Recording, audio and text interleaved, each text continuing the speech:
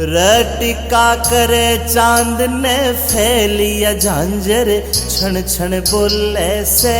रटिका करे चांद ने फैलिया झांझर क्षण क्षण बोले से। कंगन पूरा रूप समारे राज कोई झुमके खोले से। कंगन पूरा रूप समारे राज कोई झुमके खोले से।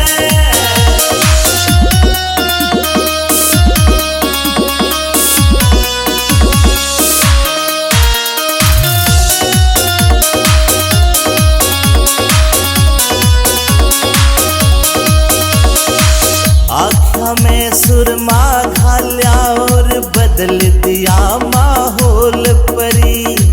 मिठे मिठे बोल रसीले देव काल जा छोल परी। आँखों में सुरमा घाल्या और बदल दिया माहौल परी। मिठे मिठे बोल रसीले देव काल जा छोल परी। देख के तेरा यो सिंगार जान मेरा मन यू डोले से।